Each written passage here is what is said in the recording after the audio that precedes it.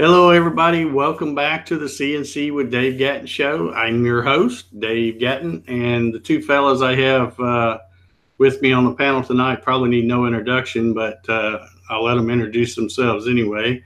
Mr. Pasquello, I'll start with you.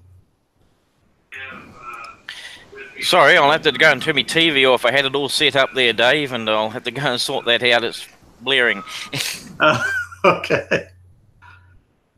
All right, well, Peter will be back momentarily, so we'll let Mr. Shaughnessy introduce himself, as if he needs any introduction.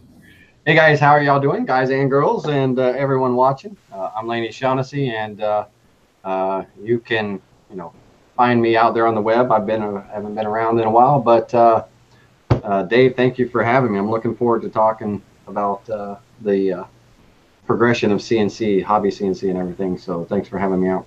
Yeah, well, thanks for accepting my invitation. Oh, yeah. I think it's going to be a good show. There's lots of good stuff to talk about as far as where CNC has come and where it's going. So, okay, Mr. Pasquello, have you got the television squared away? Yeah, we've got that turned off now. I was going to sit down and watch the show, and then you sent me the invite. So, yeah, so my name's Peter Pasquello. You find me on YouTube under the name of CNC Nuts. Yeah, I just have a CNC machining channel. Yeah, so it's me, really. I live in New Zealand, for what it's worth. Yeah, so we refer to you as the guy from the future, because that's it. It's even more future now. Daylight savings starts today, so. Oh, okay. For an hour ahead, yeah. Alrighty then. Well, good. Yeah, I'm been looking forward to. I don't know how long ago it was I asked you, Laney, a week or so, and I've been looking forward to it ever since. I didn't have a show last week. I was tied up with some other things here going on in McDonough. But I'm looking forward to talking to you about CNC stuff. And I kind of wanted to start with, I mean, everybody, I think, or most everybody knows who you are. But I think a lot of people might just think you're the digital wood carver guy, like we talked about. They know you're the CNC guy that's at all the woodworking shows and all that. But I'd really like to remind some folks, especially some of the folks that, have only been around the last year or so, or I guess 4 years now, that there's really a lot more to Laney Shaughnessy than what you might think. I did a little digging myself today, and I was checking out your YouTube channel, going back and looking at some of your older videos and stuff. And according to YouTube, you've had a YouTube channel since September of 2010, so you're eight years in on the YouTube channel. You've got well over 100,000 subscribers, and as of today, looked like you had 177 videos. And I just like to tell folks that, if you didn't realize that Laney has had a YouTube channel for a long time and didn't know he's got a lot of great woodworking videos, you need to go check them out. Because, I mean, I just wrote down a few of them, but he's made some really cool stuff, like a steam box, pin press, a Murphy bed, your table saw base. I mean, I could just go on and on. He's always been one of my favorite YouTubers before he even became one of those CNC guys. So, so tell folks about the early YouTube days, Laney. Well, I appreciate that. The funny thing of it is it's September of 2010 is when I started my channel. Back when I just got in, my whole life I've been doing woodworking as a hobby. But in 2010, I said, you know what, I need to start turning that hobby into something. And I actually started by making custom furniture and selling it. And there was one project where there was a certain finish that I needed to put on, and I didn't really know how to do that finish. And I said, well, let me see if I can find something online. And I went on YouTube, and I met Steve Ramsey. I found one of his videos, and it was back in the day when he made his chess board which is one of his earlier but more, most popular projects. And I forgot all about the project that I was doing and ended up watching a whole marathon of all of Steve Ramsey's videos. And at the end of it all, I literally picked up the phone and I called him up and said, Steve, you don't know who I am, but I'm Laney Shaughnessy. I'm in Ocala, Florida, and I want to do what you do. And really, he was a mentor to me early on. And we developed a friendship and things. And back then there was a few select woodworkers: Steve Ramsey, Mark Spagnolo, Matt Vanderlist, myself, and I started gaining a little bit of traction over the year. But then I got together with a bunch of wonderful viewers and subscribers, and we surprised Steve with a table saw. And he, mentioned my name on there, and it was like, as soon as he did that, everybody's like, "Who's Laney Shaughnessy?" And my channel just kind of blew up. And from there, I started, doing what I loved. I was, producing videos each week. They weren't the greatest. I have a tendency, like I'm doing now, to talk a lot.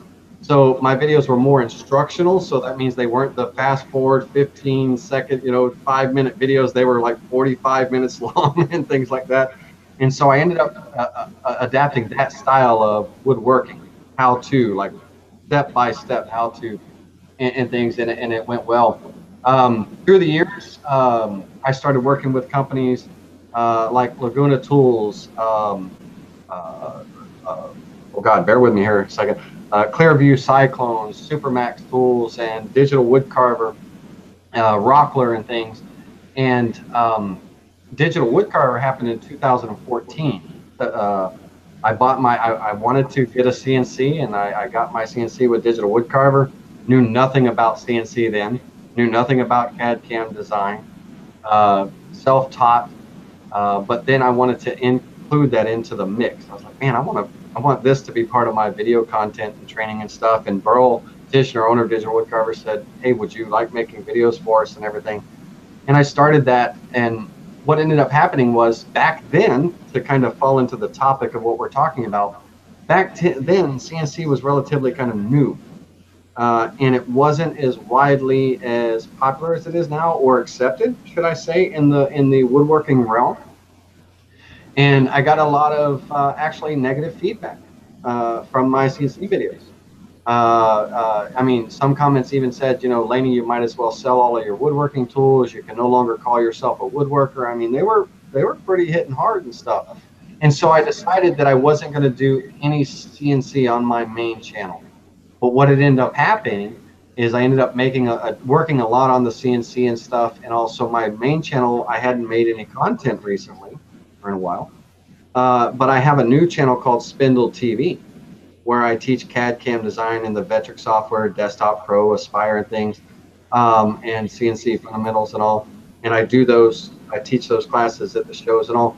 But out of my main channel, people think that I left YouTube.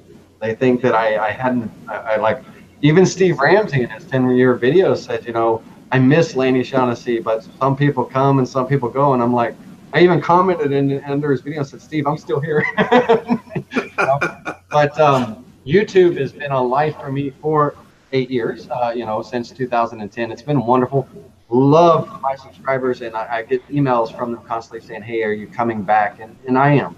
And now that CNC is getting to be more and more accepted, I'd like to be able to see if I can start to include some of it with my projects and everything. But I'm still kind of on the fence as to how to mesh the two. But I think now it's getting more and more relevant, should I say, if that's the right term. It's getting more and more, people are starting to see hobby-sized CNCs in their homes, affordable CNCs that they can put in their garages and things and stuff, and it's starting to become more accepted. So, but yeah, no, I'm a YouTuber. I've been around for a while, and got my start. I had a mentor, and hopefully I've been a mentor to others as I've gotten older or gone through this process. But it's a juggling act between the two channels now. Yeah. So. Well, since you mentioned the Spindle TV, let's go ahead and touch on that real quick. I just learned about that right before we went live here, Laney was talking about that, and I didn't even realize it. So talk about this, the Spindle TV, and plug that a little bit, Laney.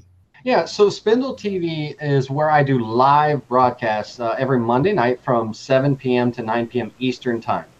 I cover all of the Vectric software, basically the CAD/CAM design in the Vectric software, your Vectric VCarve Desktop Pro and Aspire.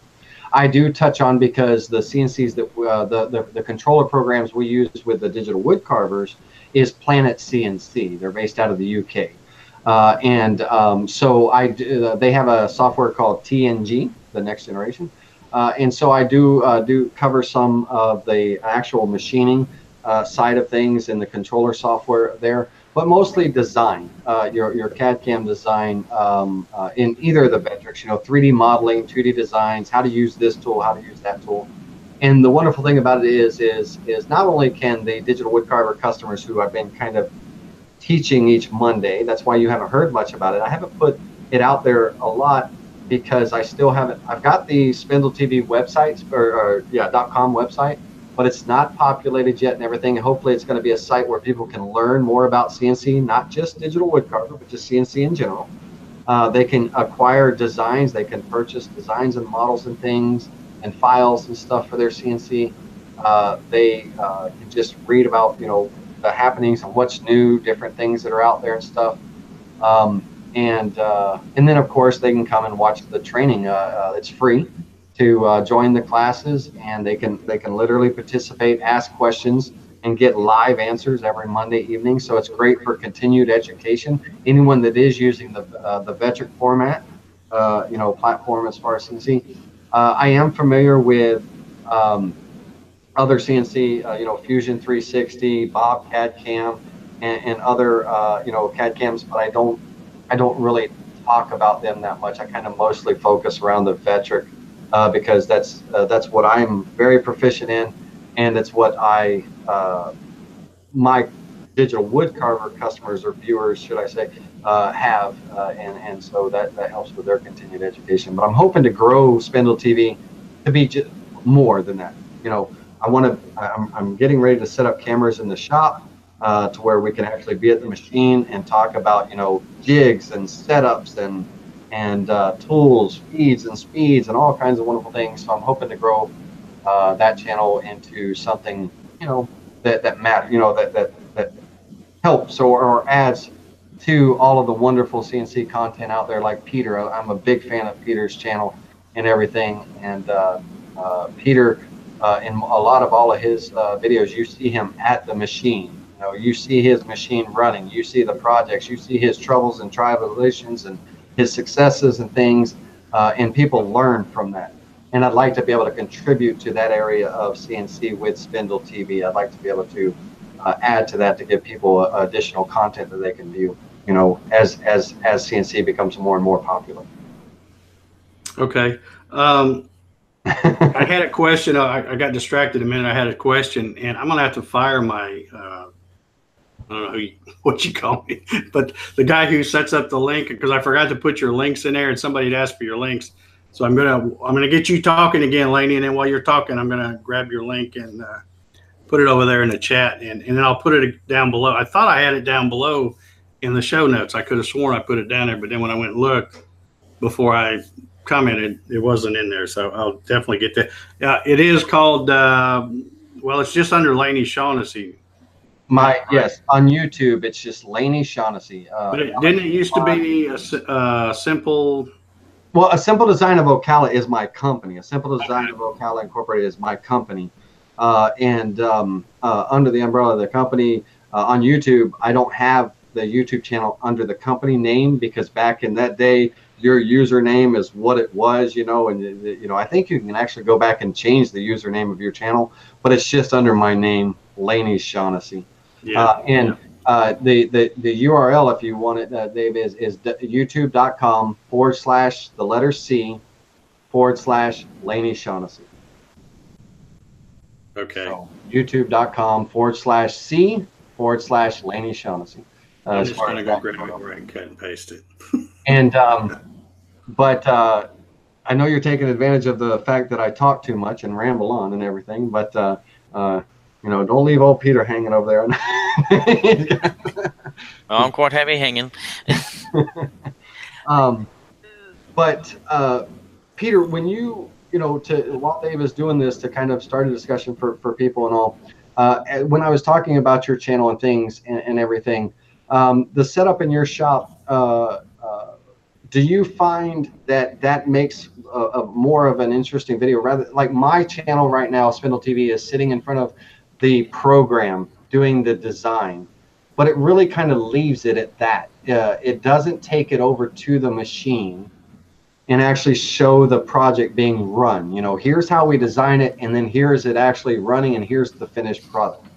One of the facts of that is because I don't have a proper camera setup or anything in my shop at this particular time.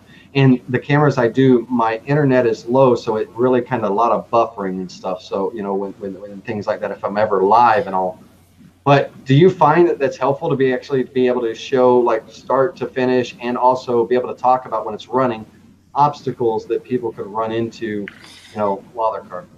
Yeah, I do. I think it's probably important to actually show, you know, perhaps the machine running or something. So if I'm doing a talking video showing the design, quite often you might see off in the corner the actual machine cutting it while I'm doing it. And then if I need to stop and do something with the machine, I might then just cut back to, okay, well, okay, I can change a tool or whatever, and then back to me yapping on about the design process. Because really, sitting there watching a machine run is pretty boring. I know it's exciting when you first start out, seeing the machine run and cut, but it does eventually wear off, and people just don't really want to see too much of that. But it's nice to see the machine doing the cutting and things, perhaps while you're also talking as well, because there's probably maybe a certain level of boredom to watching somebody just yapping on as well. So sort of by combining the two. But of course, as if you're doing it live, of course, that's completely different. That's a lot harder to try and manage. And I'm not necessarily saying, you know, watch the machine run through the whole project, but actually just being able to see the machine run, but also being at the machine, running or not, and be able to say, okay, hey guys, you know, not everything is perfect. You know, some things go wrong, bits break, or you know, something gets off, or you know, here's things that could happen, or just if it's in general the setup. You know, when I'm clamping, and here's a quick and easy way to find the, you know, the XY datum position, or you know, your setup and stuff. It's nice to be able to be at the machine for those facts, to be able to talk about obstacles they could run into, just general, you know, I don't know the word. Nuances or things of a certain machine and how it reacts, rack and pinion versus least screw, the things that we were talking about earlier before we went live and stuff. That's good information. It's good educational content. It's not necessarily about yapping on, because I do, as you can see here, I talk a lot. But I want to not only just be talking about design, but I'd actually like to take, when people see what I'm teaching in the classes, take it to the other side and say, okay, here's how we're going to set it up, and here's the things we want to watch out for, and here's the things we want to keep an eye on, and just to be able to give them those other insights. And I really love that about your channel, because, you know, I haven't seen you cut out too many, like if you make a mistake or something and all, you actually call upon it. You say, okay, here's something that I ran into, and you kind of addressed how it happened, why it happened, and things. No, I don't always get things right. Yeah. Actually, probably most of the time I don't get things right. I try not to call too much attention to them at times, but you know, sometimes things really do go wrong. You know, and you edit out the fires and stuff, though, right? Yeah. Yeah, you don't bring everything to light, right? You know, like a tutorial scroll. But of course, those key things, like, oh, this would be something that people should really know about, you know, or you know, that's the good thing. And I'm not always going to be doing live. The live is very important to me, to be able to, so people can interact and ask questions, you know, about their projects and things. But also at the same time, I'm going to start that content where I'm actually recording and releasing videos each, you know, week or 2 weeks or what have you. And so I'll be able to edit those videos down and all. But I love that about my older woodworking videos that David brought up and things, is being out in the shop. Now, I hate from time to time when everything seems perfect. It's like, this guy never makes a mistake. You know, it's like, gosh, that project turned out amazing. And so I like the fact of being able to talk about, you know, the different things. And if I do make a mistake, I kind of call upon it. But if it's a big mistake, I edit it out.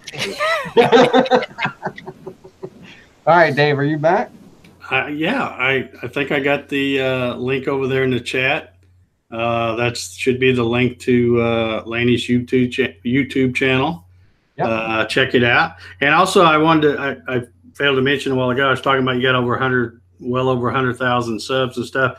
And you've got nearly 13 million views on those 177 videos. So that is that's just phenomenal. If you guys or girls are listening and you haven't subscribed to my channel, subscribe. And yeah, I know the content is older and you don't see any new releases lately, but there are videos coming. I've got a project in the works to actually kind of my comeback. I want to call it my comeback video because I have been away from that channel for a while. But there is videos coming there, so definitely subscribe. There's going to be more coming up. Check out Spindle TV if you do have a CNC machine and you are working within the Vectric platform and you're wanting to learn a little bit more about the Vectric design software and making projects and stuff. Check that out as well. I would love the support and that would help.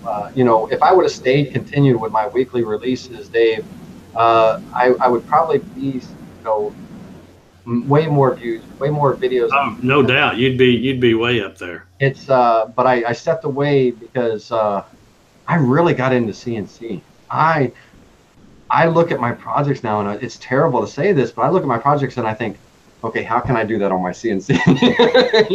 And then I go figure out how I can carve it and everything rather than I still use my tools, my table saw, my matter saw and all, but if there's something I'm like, that would be a much easier just to let it cut out on the CNC. Then I do that because I love working with my CNC. So yeah, we've already had Sean Marters asking if you're going to be at the North Carolina show, and I'm assuming you'll be there at the Klingspor. I know you've been there ever since I've been going. You've been there. I sure will. I'm going to be at the Vectric conference in October in Chicago, and I'll be in Klingspor in Hickory, North Carolina, as well in October. And then, of course, first of the year, you'll be getting ready to start the Woodworking Show tour, right? Yes, the Woodworking Show, January through April, I guess, or the end of May. Every Thursday through Sunday, I'll be at a different state, traveling around at the shows. And we're going to be teaching at the Digital Woodcarver booth at the shows. We teach CNC basics, CNC fundamentals, and things and stuff. And also, here soon, you'll be able to go to the Woodworking Show's website, and you'll be able to see the class and the curriculum that's going to be taught at our booth and things. I've got to get that over to them over there so they can put that up on the website, what the curriculum is going to be this year. So. Yeah, if you're at a woodworking show and you want to find Laney, you do two things. One, you can look for the green and white digital woodcarver banner, or just what's really easier is just to look for where the crowd is around somebody. And that's where Laney will be. Because I swear, whenever I'm at a woodworking show, I always like to go by and speak to Laney. And sometimes I don't even get, I have to wait till he's running to the bathroom or something because he's always got a crowd of folks around him. And I don't want to bother him when he's busy teaching. But, yeah, Laney's one of the hardest working booth guys at those shows that there is. For sure. And I love it. It's exhausting that week in, week out. I'm only home 2 days a week, but I love when the people come out to the show. I love meeting people, and there are some people that like you said, sometimes it's hard for them to come up. They don't want to interrupt me. I'm busy or something like that. Come up. I'll find. If you want to say hi, say hi. I'm very approachable. Come up, say hi. I know there's a lot of crowds and stuff, but I'm selling. I'm teaching, but also I'm there to meet and greet and say hi to everybody. And I'd love you guys to come out and say hi to me. I really enjoy that part. And I love seeing you at the shows, Dave. That's awesome when we get to go around the shows that you come to and stuff. It's to get all those guys together. Yeah. Let's go back just for a moment here. You mentioned, and I looked up the first, like I said, I've been kind of trolling your YouTube channel a little bit today, but I noticed, I think it's your first CNC video was like October of 2014, and I think you called it DWC First Run, and I guess that's it was your first CNC video. And you mentioned, and I wanted to kind of talk about this during the show tonight, that, you know, you've been doing it now for 4 years, the CNC stuff, but you mentioned that you got a lot of, you know, folks razzing you about, hey, you know, you're a sellout and, you know, all this kind of stuff. And that's, you know, only 4 years ago.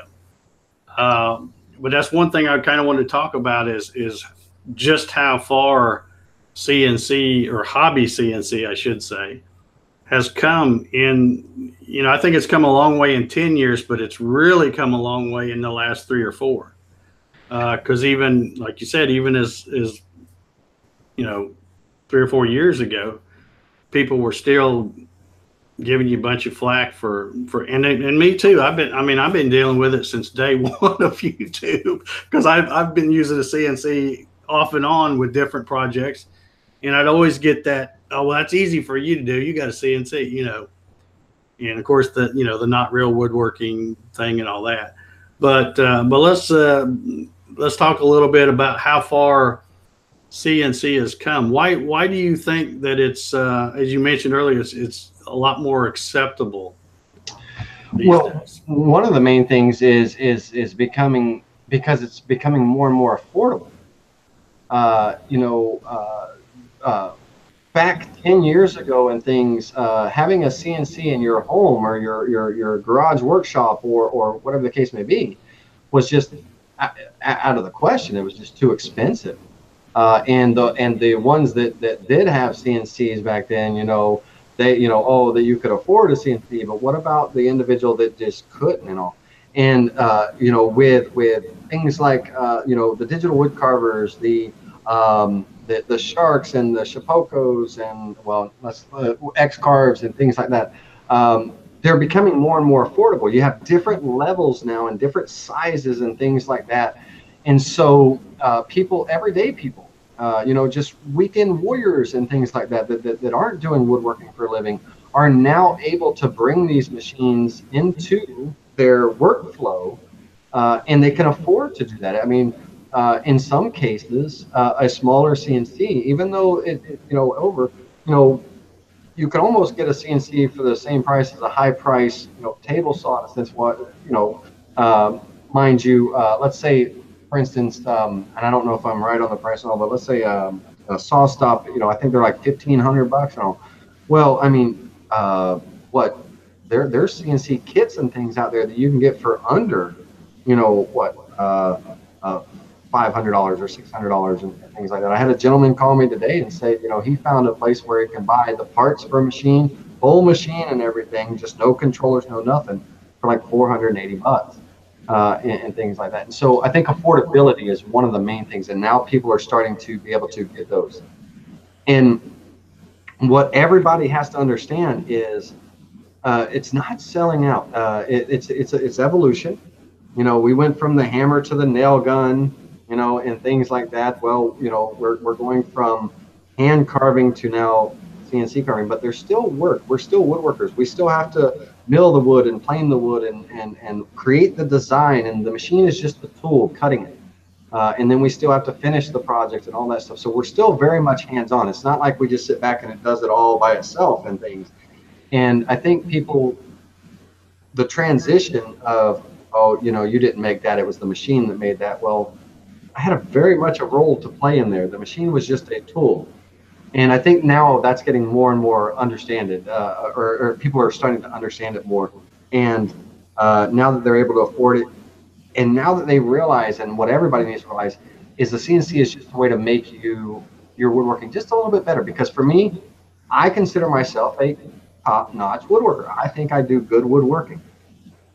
But there's things that I cannot do if I try. I'm no good with. I can't hand carve. I'm not an artist. I can't design anything. I can't draw with a pen and pencil, you know, things like that, but I can draw something in CAD.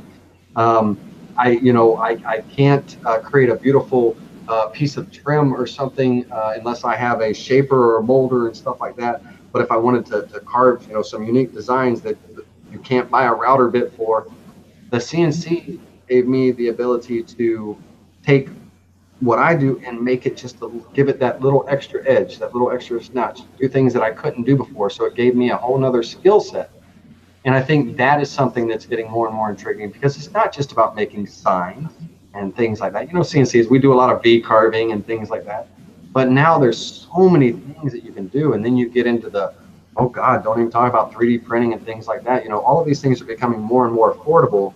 And so we're now seeing them more and more in people's homes and garages and shops and videos and things like that. And I think that's why it's becoming more and more accepted. But back in, even 4 years ago, it hit me hard, those comments. I used to, you know, over 4 years, you know, being on YouTube, I in the beginning, I took the comments to heart. The good and bad, boy, I couldn't sleep at night. And I developed the skin, you know, how to get it out. But when my first CNC video went out, and I think I screwed up because I think it was just mostly showing the CNC running. I don't know if I talked, I can't even remember what that first video was, but boy, that was not the way to go. Yeah. I think now it's just more affordable. I think that's one of the good things about it. Yeah, I think it's interesting. You mentioned just comparing your CNC machine to a hammer and your nail gun. When was the last time you saw somebody with a hammer in a YouTube video? I can't think of one recently. And as you say, it's now become affordable. People can buy the cheaper machines, and they still do a good job, you know. And then you can move up to the higher end machines. And I was just looking at the digital wood carver ones there. They're about the $3,000 to $4,000 range, and that's not really that outrageous for a CNC machine. That's pretty good. No. Our mini carver, the small one, starts around 2,500. It's a benchtop model, 18 by 24 inch cutting area, and you know, around 2,500. And then we have our larger machine. Then we also have our commercial line too, our 4x4s and 4x8s and things like that. But even the smaller units, they're very affordable now, and they're easy. The one thing about it is now, thanks to programs like Vectric, that make their platforms very intuitive, very user friendly. You know, back in the day when we started with Digital Woodcarver, we were using Bobcat Cam, and there's a learning curve to that software. It's a powerful software, but boy, oh boy, is there a learning curve, and sometimes it's intimidating, very intimidating. But now with programs, you know, like Vectric and things, and I think also Peter, what CAD cam? I know you use a couple of them. Which one do you use? I basically stick with the Vectric stuff, the VCarve Pro, Aspire, Photo VCarve, 3D. Yeah. Do you agree with that it is very user friendly, very intuitive and all? Oh yeah. I've tried several other ones as well. Tried CamBam at one stage, which was good from the point of view. I learned a lot about toolpaths, because that was how you saw. You didn't get that nice 3D, this is what it's going to look like when you're finished. With CamBam, all you saw was the toolpaths, which again was quite good. It helped with visualization, but no, the Vectric software just blows that out of the water with the, you know, here's your nice 3D model of what it's going to come out like. Yeah, it just looks so nice. And I tried some others as well, you know. No, I like Vectric. I think it's some of the best software out there. And yeah, we had a couple of comments in the chat, you know, as far as why CNCs get more popular. One of them, and somebody mentioned that the software is much better now. And plus there's a lot of free stuff to get started with. Yeah. You know, because everybody's kind of jumping on the bandwagon. And, well, it just scrolled up. And Dennis said, if I can go back and grab that comment, he said also the learning curve to run them is getting easier. Yes. Time. You know what I love about it, Dave, is like customers, new people that are buying CNCs, old, young, doesn't matter. That there's no age limit and everything. And even my older customers that literally, believe it or not, in this day and age, some of them have never even really used a computer.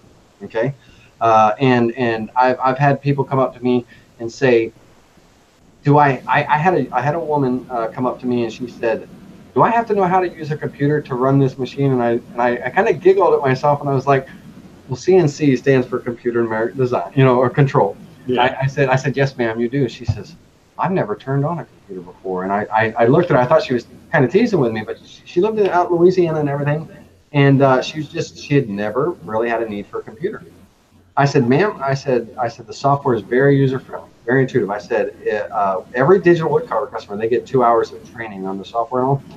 But I said, if you want to buy a CNC machine, I'll spend a couple of extra hours with you, and I'll teach you how to use your computer, how to open up programs and go on the internet and things, and then I'll teach you how to use the software.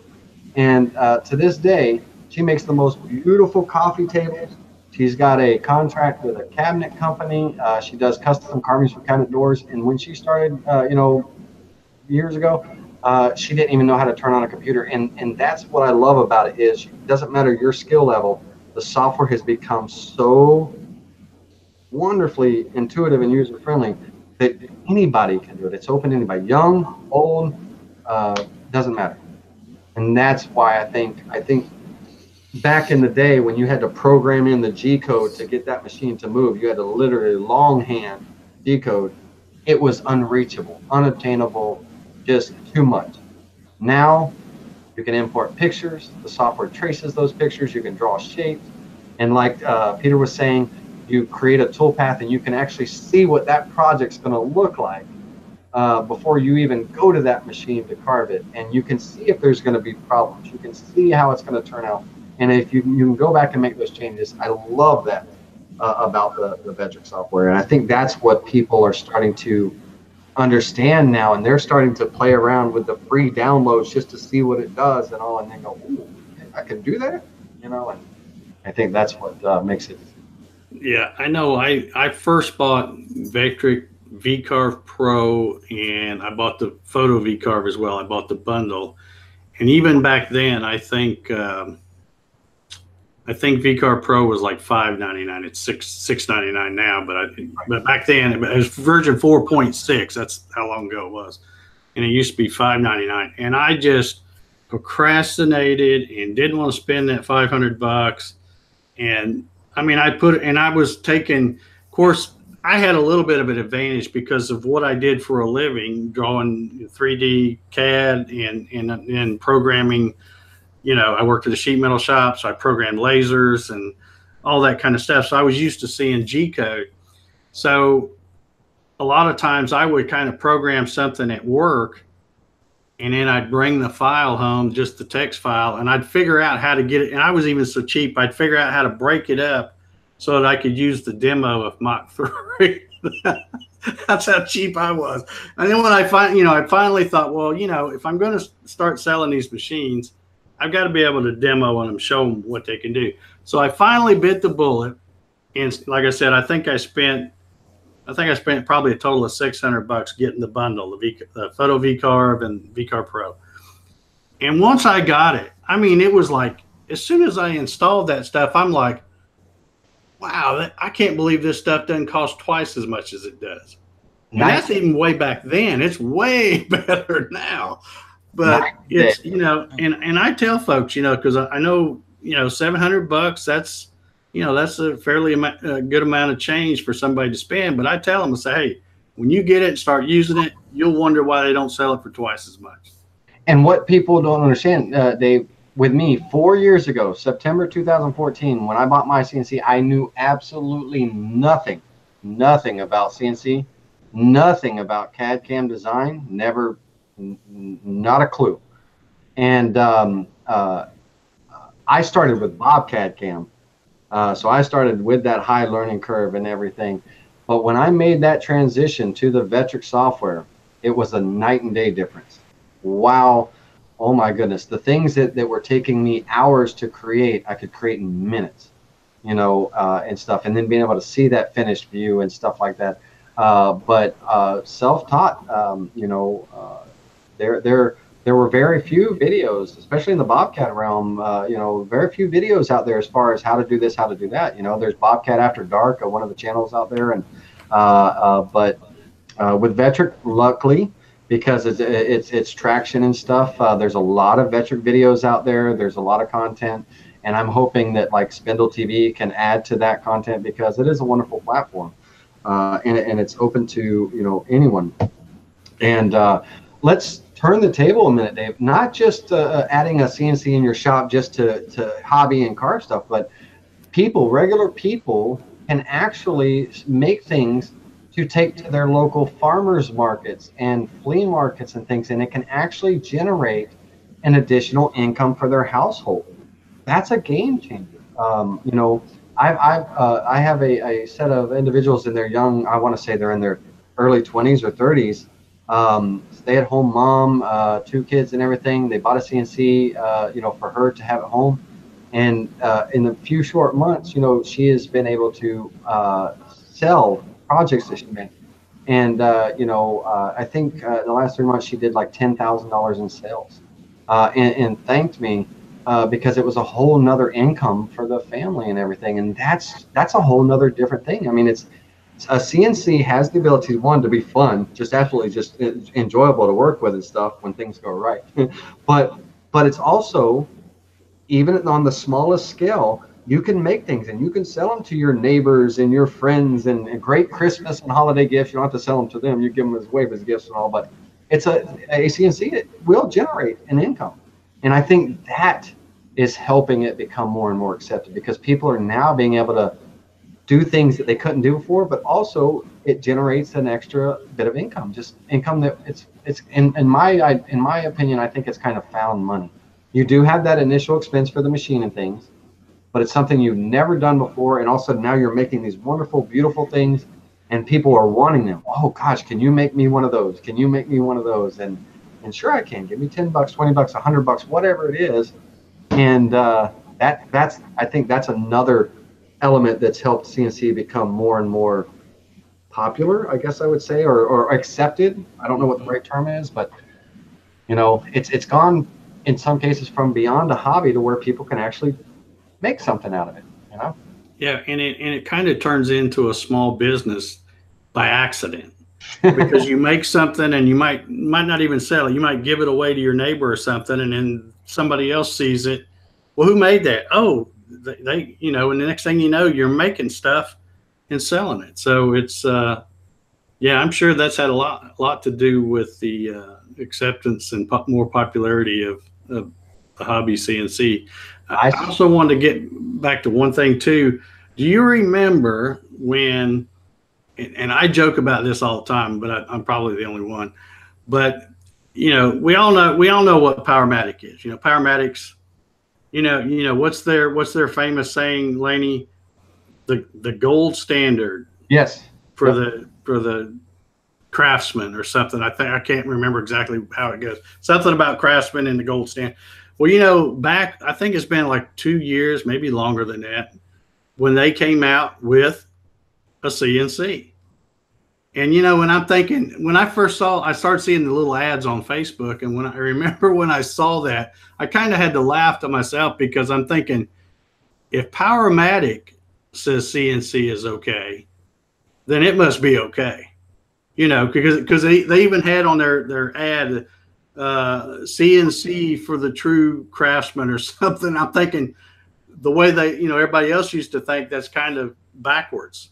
You know, you wouldn't, you know, craftsman doesn't go with CNC, but I thought that was funny. So, you know, when they came out with, I don't know how many different models they sell. I know they sell at least 2 different sizes, I think.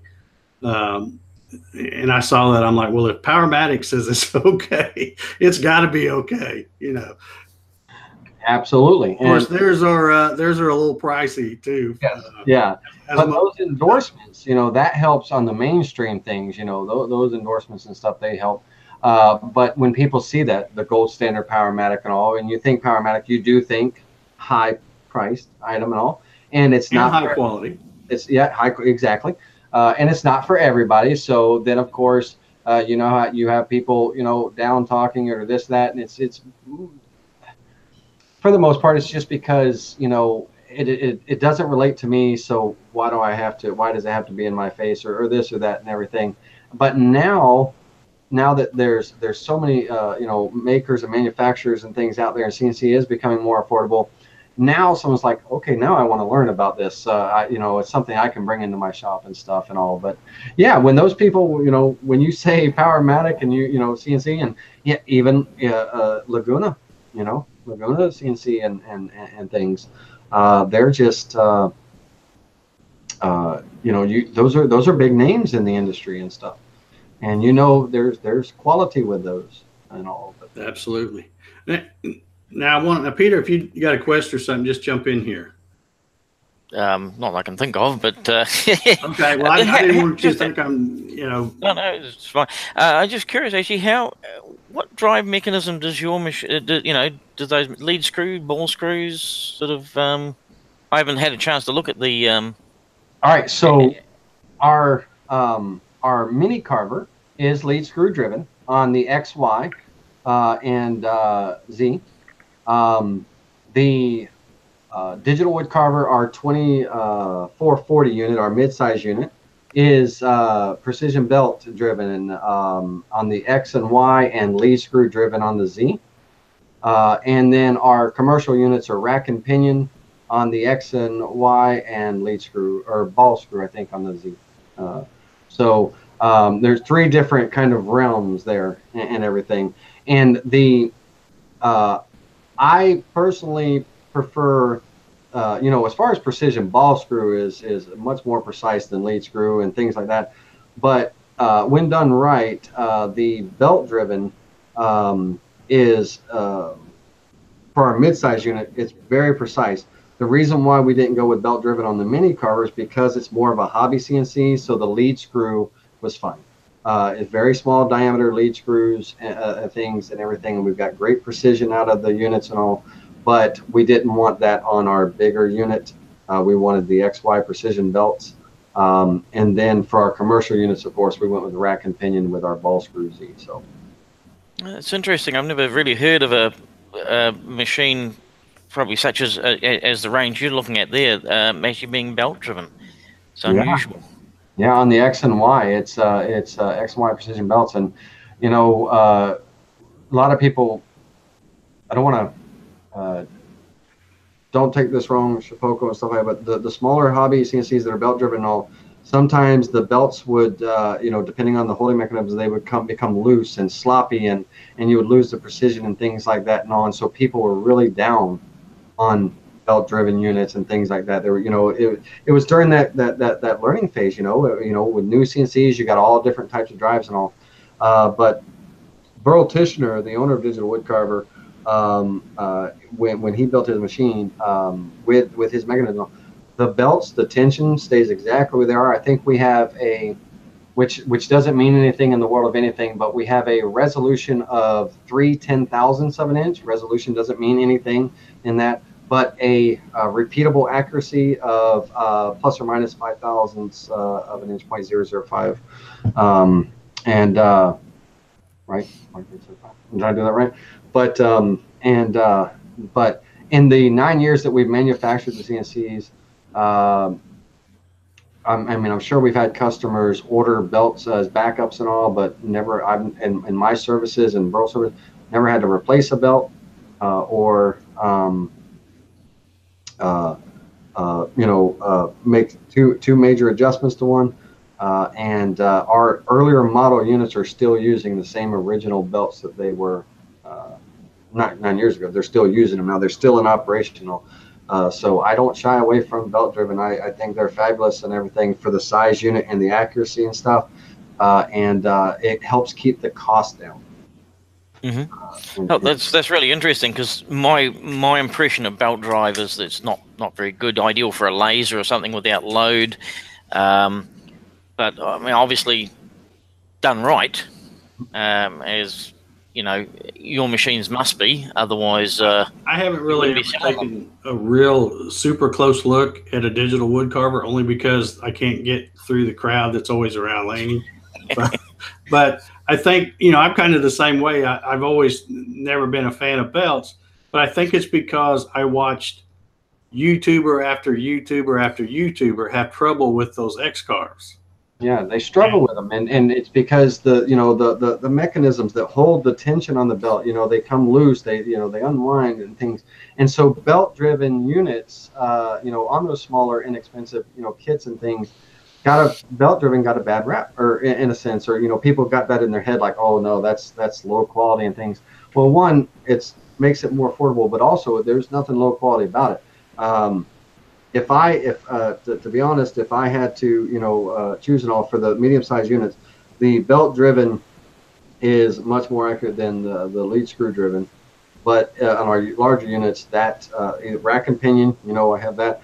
But the ball screw is albeit it's for definitely high accuracy and things and all. But no, don't hold what's back there, back when CNC were just getting out there and everything and all these kits and all.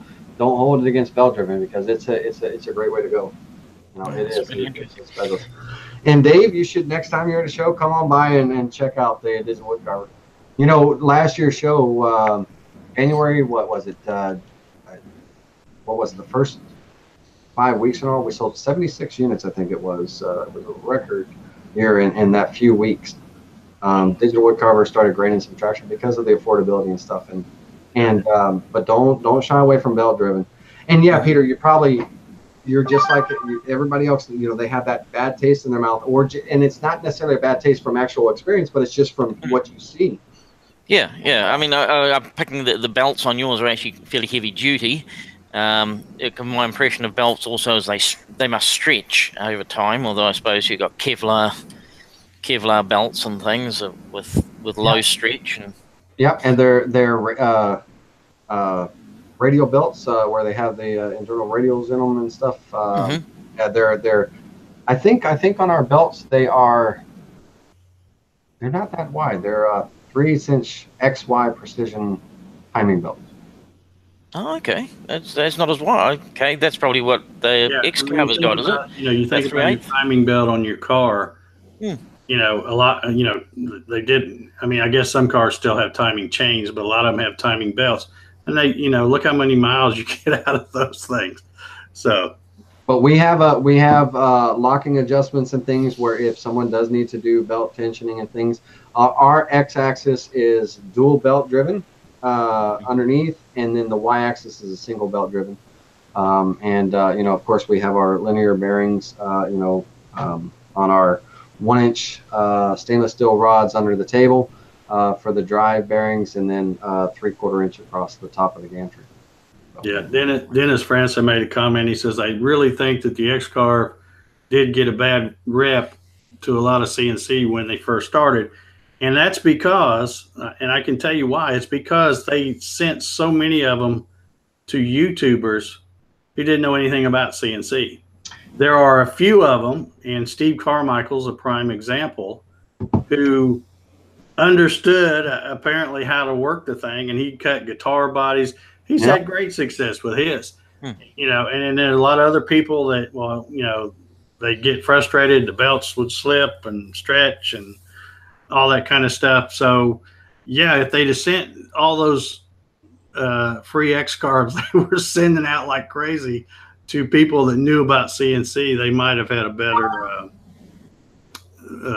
less negative feedback on those things. But yeah, and Steve's done a great job. Now, the one thing I've always wanted to make on my CNC is a guitar, and I don't play an instrument by any means, but I always have people asking me about how to design a guitar body or a guitar neck or guitar head and things like that. And that would be one of the classes or things that I would like to teach, but I want to be able to make one first. And when Steve, I was like, well, if Steve can do it, I can do it. I did a great job, with that. And I don't think he had it very long. I think that was. No, that was, I think he was right out one of his first projects with it, I think. Wasn't that a 4x2 challenge thing, that guitar? Made out of a 4x2? Well, that was a different guitar, I think. Right. That was an acoustic guitar I think he made out of a 2x4 challenge. But he cut a solid body, a guitar solid body right out of a big old chunk of wood with his X-Carve. But All right, we're about to run out of time here. We're getting up to the top of the hour. Laney, where do you see hobby CNC going? What's going to be the next big thing? What do you see happening in, say, the next 5 years?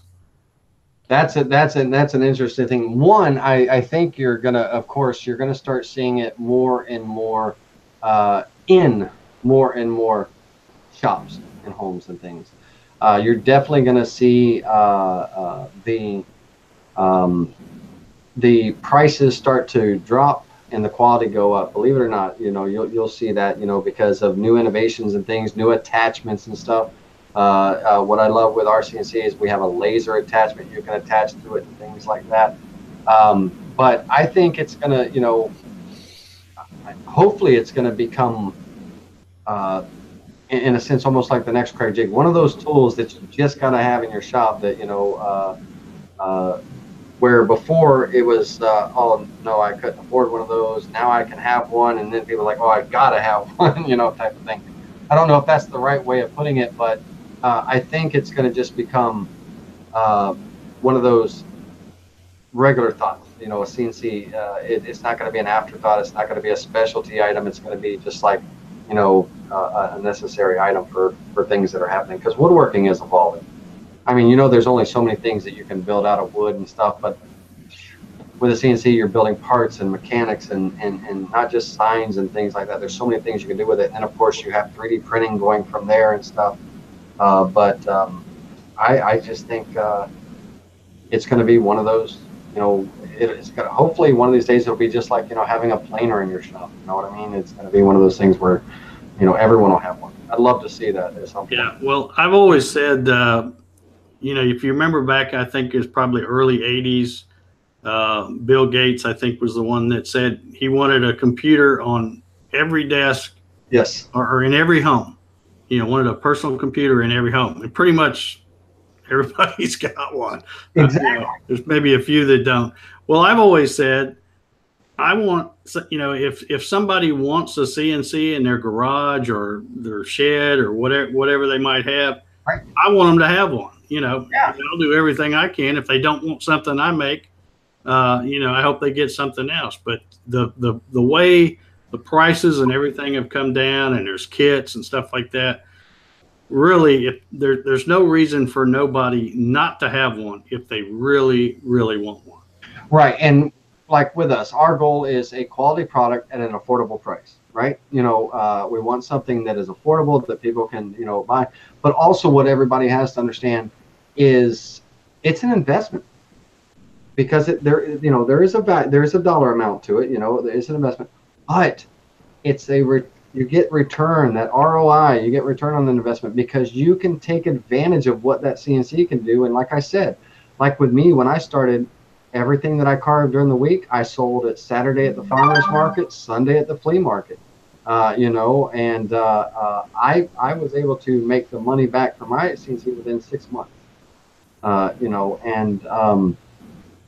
In sales, and just sales of signs and things like that. And I'd never worked with a CNC before.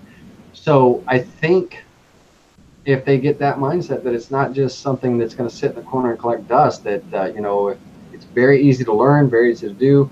You can make things on it, and you can actually make something of your, not of yourself, but make something with it, money, whatever it have be, gifts and all that. It's going to be something that now there's more and more people going to own it. And I'd love to see, that would be great, to where it gets to a point where it just becomes a regular tool in the shop, next to a table saw and things. Because in the 4 years I've had fun. I really enjoy my CNC, and I am always, even though I teach the subject and things, I'm always learning new things. I see new little tips and tricks and ideas and designs, and oh my gosh, you can make that, and even with your video, Dave, of the folding chair ladder, which, was an article and things like that, but it was a project me. I thought, man, that's handy. I'd love to have that in my house and everything. And now I had to sit down and figure out, okay, how do I make this? And the challenge and stuff. And then when you figure out, it's like, oh, all right, now I can go out and carve it. That is exciting, and it never gets old to me. It doesn't. and I think that's what people will start to see is you're only limited by your imagination, and I think that's going to make it in the future.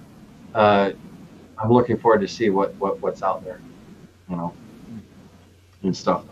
I don't know. I don't know if that's the right answer or what, but.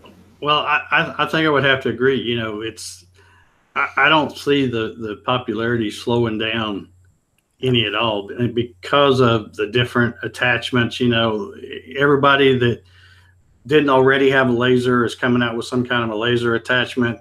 They're coming up with some kind of a rotary axis lathe type attachment, like the digital wood carver has. You know, and of course, you know, that's just that many more things you can do with one. Oh, when you have that. Absolutely. And I'm going to tell you something, Dave, with that rotary axis, I have a mini lathe, a jet mini lathe in my shop, and I can turn pins, and I've done a few little turning videos, and I'm not the greatest turner in the world. I'm no Carl Jacobson, of course, but with my CNC, with my fourth axis, the things that I can make, just, you know, this is a scaled down version of a pedestal table that I'm making. This is just a mini version of it to see what the larger version is going to look like. But I could not do that. You can't do that on my lathe, or, you know, especially the checkered pattern that's in there, the leaves and things and stuff. And so I love my fourth axis because it makes me a turner. In a sense. But and what people have to understand, it's not a fourth axis is not like a lathe. It does have steps and things, so it's not that high speed spinning. I always get people asking me, how do you get it to do that when it's turning so fast? And it's not like that. But the things that I can do on this, I would never have been able to do on my mini lathe and all. Again, it's that taking my woodworking skills and just giving it that extra notch. And lastly but not least, the things that Dave like doing with a hand router and stuff, inlay, you know, this is a walnut inlay and stuff.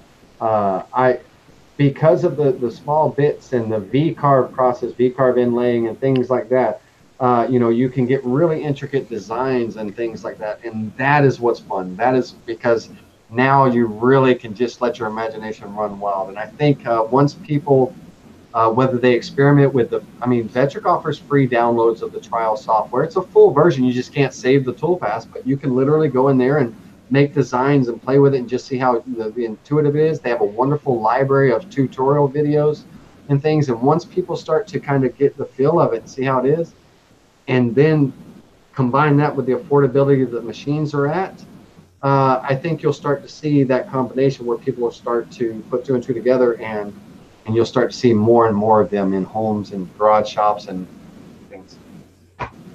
So, but yeah, access. Well, and also what you're showing there with your that table leg, you even if you didn't, you know, if you didn't have a CNC machine, you couldn't make that. You know, that anybody who complains about it and says, oh, you know, you're sold out and you've made that because you got a CNC machine. The fact is, if you didn't have the CNC machine, you wouldn't be able to make it anyway. That would be a major carving job. It would take a craftsman of incredible skill to make something like that.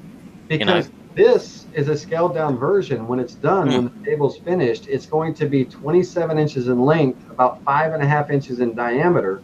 It's going to be walnut, and then the tabletop is zebra wood, and the zebra wood is going to have an inlay like this going around the out. It's a round table and everything. And that is something I just made a sample so I could kind of see how it would look, you know, scaled up, a miniature version basically. But I could, if I had to do this with hand tools, I couldn't. Chisels and those chip carvers and those hand carvers that have that, and chainsaw carvers and all, my hat's off to you guys and girls. You have a skill, but I don't. So the CNC gives me the ability to do something I've never been able to, I would never normally be able to do. And that's what I love about it. And that's what people will hopefully, even now, they're starting to understand, and people are starting to see more and more because of the video contents and things that are out there and stuff, and then the affordability and going to shows. I think I look forward to seeing where I'd love to come back and revisit this topic, in 4 years and see where we are then versus where we are now. Okay, you got it. Write it on your calendar for 4 years from today. We'll come back and talk about this. Where I see myself in 5 years, and I said, well, hopefully I'm still, carving on my CNC and teaching. I'd love to see. I'd love, just like I am with my woodworking. I'd love to be there in 5 years from now doing the same thing and just teaching more and more new cool stuff. I love doing things like this. Yeah, and one thing I do want to mention, I mention this all the time on this show. I tell people this all the time. Another thing that I like best about the CNC, as far as the way I use the CNC, it's just another tool in the shop, and it makes me more productive because I'm not one of those guys that hits the button and then just stares, sits there with my jaw on the floor watching the thing. I've seen them do stuff long time and I'm over it. So I go do something else, whether it be sanding, cutting something else out on a bandsaw or table saw or scroll saw. I actually, Laney, I don't know if you saw the video I did. I bought Steve Carmichael's plans for his scroll saw stand. And of course I cut mine out on the CNC, which was a little different than the way he did it. Right. I built that and I moved my scroll saw around to my garage because that's where I spend, I got that big Gatton CNC in there and that's where I'm cutting all the Gatton CNC kits. So I wanted to be able to get back into scrolling. Yep. And I can even roll that thing out in the driveway and I can still, have an ear on my spindle and listen, should anything go wrong. Yes. But that's my favorite thing about the CNC is it's like having another person in the shop for me.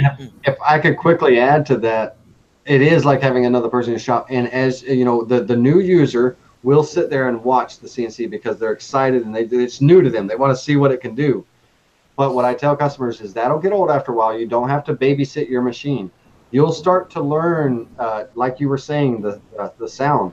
You can tell by the tones of your spindle, by the tones of that router bit, by the tones of this, if something's too deep, if something's too shallow, if something's going wrong and things, and you can be more comfortable to be at your workbench working on something else or, designing something else or whatever the case may be. With me, it's on the phone with customers and stuff while my CNC is running.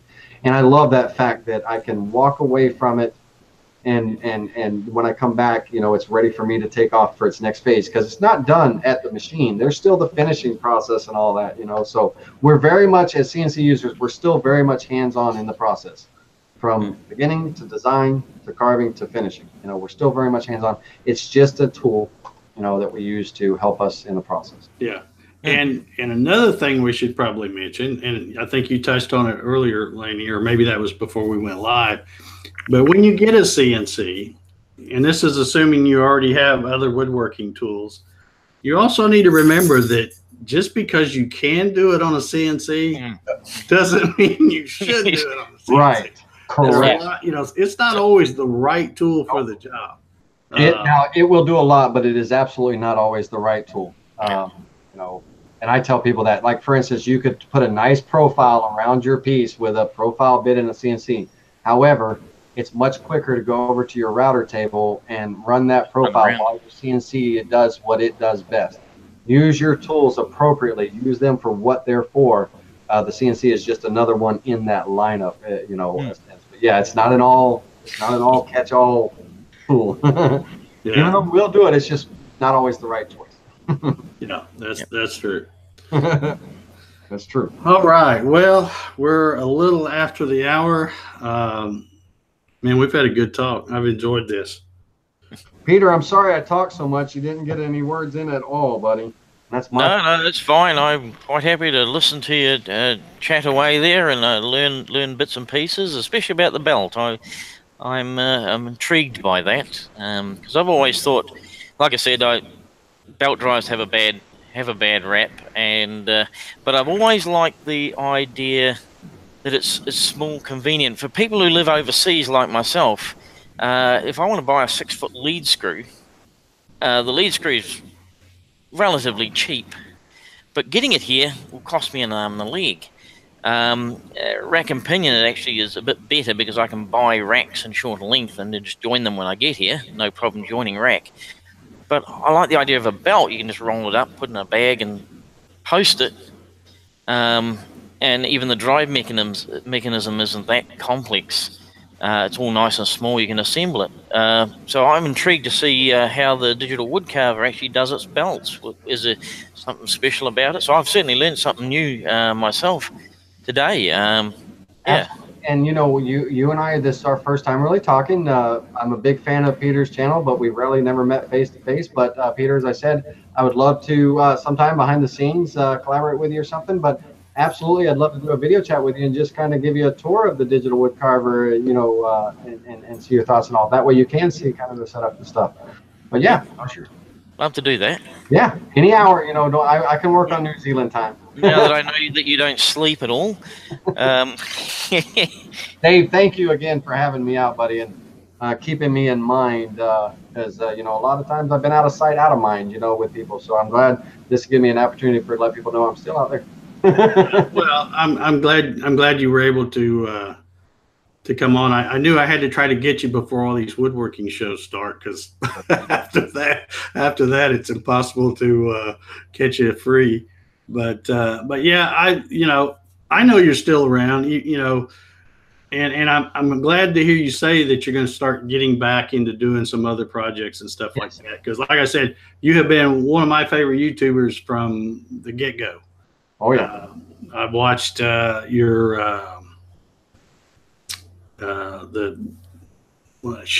your table saw base, and then I think after that you did I know you did a video on putting I'm trying to think where you put I guess call it a leaf, I guess, on your table saw where you put your router table. Right. You made a router table for that table saw, and I still haven't done that, but I know when I get ready to do it, I'm going to go back and watch that video, because yeah, I added it, you know, because I worked in a small 15 foot by 15 foot shop, very small shop. I've moved up to a 12 by 24, still small. I'm outgrowing it, but I now I did a video on building an actual router table, but when I built that base, I extended the wing and put the router table in there and showed how to build the box and all. So yeah, it was wonderful old times and stuff. But I also found a need where I needed another router table. So I actually did a video on building a router table and things, and I'm looking forward to that. And one of the things, my video that I was talking about coming back and all, one of the first videos I'm going to be doing is I'm just gluing up this table, and I'm gluing up the panels of the zebra wood to make the top. And I thought there's got to be a better way to clamp up these panels and things, you know, with, you know, there's panel clamps out there and stuff, but I don't have those, and I've got a small shop. So I'm going to be making a very small shop sized panel clamp. I'm going to try to use some like pneumatic air pistons, you know, in it, just to give a little bit of automation and all to help me out with speed and all. But that's going to be one of the videos, how to make a panel clamp, you know, a little small size, small shop panel clamp. For small panels, because those panels I use on my CNC, my projects and things. But oh yeah, I was gluing up the panels of zebra wood. About killed me this week, and I thought, oh no, I got to make a woodworking video on how to make a panel clamp. Cool. So, all right. Well, thanks so much, Laney, for coming on. Peter, thank you for joining us as well. Thanks for the thanks everybody out there. We've still got a ton of folks watching. I appreciate each and every one of you. If you've enjoyed this show, please hit the thumbs up on your way out. That would be much appreciated. And tell folks about the show. We'll get some more folks watching. Are you doing? Before we go, I want to plug your Spindle TV one more time. It's Mondays 7 to 9 p.m. Eastern Standard Time, or Spindle TV. YouTube.com/Spindle TV. No spaces. TV, little play on words, stands for training videos. So, okay. But thank you for that. And hopefully soon I'll let you guys know when SpindleTV.com comes out, the website, and I'll working on that and everything. But it'll be great. And Dave, you're every Saturday night, 8 p.m., right? Or that's your schedule? Yeah, pretty much. We had a cigar box guitar festival here in McDonough. It's actually the Georgia International Cigar Box Guitar Festival, I should say. And I'm not a real big cigar box guitar builder. I've built a few. In fact, I've done a couple of YouTube videos on some, but they're just a ton of fun. And I found out I have a guy that lives real close to me, who is the one that puts on that festival. And I went for the first time last year, had a ball, and talked with him. And I think he had a sponsor or something back out. So I said, hey, you can count me in. And I went there. It was Friday night, and then pretty much all day Saturday. And I took my video camera, and I got a ton of video. I recorded pretty much every song every act did, and they had, a bunch of 10 or I guess different acts. So I got a ton of video, and in fact, I wasn't going to mention this, but since I'm talking about it now, I'll go ahead and tell you. I don't know if any of you guys in the chat remember about 3 or 4 weeks ago, I said that I'd never done I've done giveaways, but I've never done a giveaway based on, a subscriber goal or something. You know how people do the 5K and 10K and blah, blah, blah, blah, all that. Well, back when I mentioned that, I was about 150 subscribers away from 30,000. So I thought, well, I've never done one, so I'll do a giveaway when I hit 30. Well, I probably screwed up because the past 5 or 6 days, I have been editing all this video that I got from the Cigar Box Festival, and I've been uploading it all and putting it into a playlist. I'm still not done. I've got about 41 or 2 videos, I think. And apparently there's a lot of folks that are crazy about that kind of music or something, because I have lost like almost 400 subscribers in like 4 days. So it's now going to be a while before the 30K giveaway, I guess. But come on, guys and girls. Well, Dave, I'll definitely help promote it. And I think some in the chat, Dennis Bronzen and some of the other Digital Woodcarver customers, hopefully they joined us. Guys, every Saturday night, 8 o'clock, when Dave has a show, there's a lot of content. He covers a lot of cool topics and things, and it's stuff that you can just add to your repertoire of knowledge. So definitely tune in. Yeah, and I honestly try, there's some nights where the conversation is kind of evolves around the Gatton CNC or the GarageWorks CNC or whatever, but I try to make, the topics where it's pretty general, where anybody can get something out of it. So absolutely. Yeah. I think sorry, I was going to say, you've also got the show and tell. You got the show and tell as well, where people can present their projects. Usually about I don't know, once a month or maybe once every 6 weeks, I do a show and tell show where people will send in pictures of the different projects they've made with their CNC. And again, it doesn't have to be one of mine. It could be any kind of CNC. And we just kind of, show off everybody's projects. And that's always a popular show, because people will watch it so they can get ideas. They go, man, that's cool. I never thought about making something like that. Yep. So that's always a popular show. That's what I say. It doesn't matter, like you said, you're Gatton CNC. I mean, of course you're going to be talking and promoting your product and things like that, but there's still information that any CNC user can learn. There's still, there's those topics and those, little highlights and tips and things that any CNC user can learn. So if any of my customers are watching, definitely stay tuned to this channel, because, there's some things that you'll pick up. And it's knowledge is power. Universal. Yeah, it is. Yeah, it is. Yeah. Universal. And once you've got your machine, you built it, you've got to use it. You've got to come up with, what am I going to do today with it? And it's always good seeing what other people have done. Oh, yeah, I'd like to do that. I'd like to give that a try. And it doesn't matter what sort of machine you've got at the end of the day. Laney said it earlier. He said that, you're only limited by your imagination. And see, I don't have any imagination. I'm not an artist. I can't draw anything. I can't draw a straight line with a ruler. That's how bad I am. I can draw it in CAD, but I can't, I'm not artistic or, that kind of stuff. And I just love when we do the show and tell show and I see all these And I'm thinking, man, how did they even think about doing that? You know, I mean, it's just the text on text stuff, the 3D stuff.